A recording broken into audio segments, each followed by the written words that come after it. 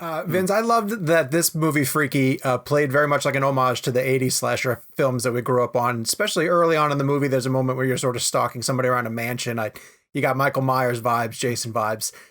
We were just recently talking on the show about memories of being in a video rental store and spending extra time in the horror section, scanning those VHS covers. They felt so off limits to us. It was R-rated. You know, we were really paying attention to how we rented that type of stuff. This brought me back to that. I'm curious if you had memories like that, or who introduced you to horror early on and got you into the genre.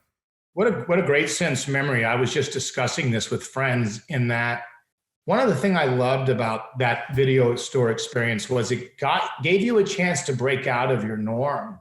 Yeah. Because you felt private. Like I almost remember as a kid going to a store where I didn't know the people, because it kind of gave me permission to look down aisles and stuff that for whatever reason I didn't feel as confident. And I think there was more of a chance as an individual to carve out your unique taste because you got to walk by aisles and you would do stuff. One of my objections today with some of the way that we see stuff is, and these guys are good at it, like they're good at deciding what you're going to like, but there's less of a chance to break out because it's just thrown right in your face and you're grabbing it. And there was something great about record stores and rental stores that I could go down a path that was not common to me. And what a beautiful door to open and start to appreciate something different. For me, it was my sister who was older than me.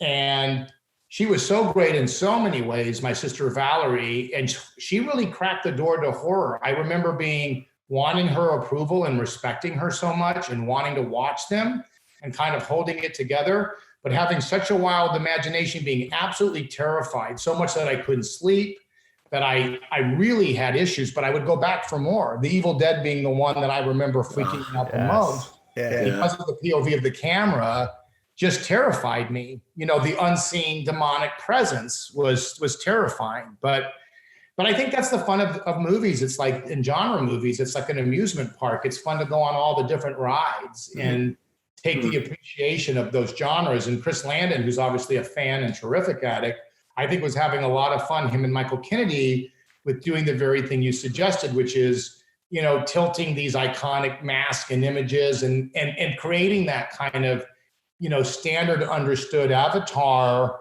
only then to enjoy the body switch and kind of flip it. Right. Yeah, absolutely. You know, speaking of, go ahead, Jake. I was just thinking about piggybacking on that idea of sort of this movie paying tribute to the great sort of 80s slasher movies. You know, I was thinking about Psycho, you being in the Gus Van Sant remake of Psycho, which in its own way, in a different way, pays tribute to a different kind of era of horror movies. And I'm sort of curious, both films obviously completely different with different intentions, but both pay tribute to my favorite horror movie genre. I'm sort of curious how are those experiences for you as an actor different and how are they similar?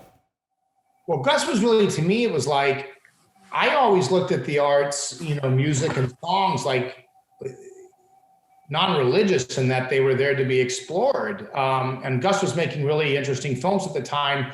So I was saying yes to him. I didn't really think through the process as much. And it was a really, as an actor, an interesting thing because there was days where we would watch the scene and match it shot for shot, and then we would abandon that on other days. It wasn't consistent, but the exercise for me selfishly was just an interesting thing to go through.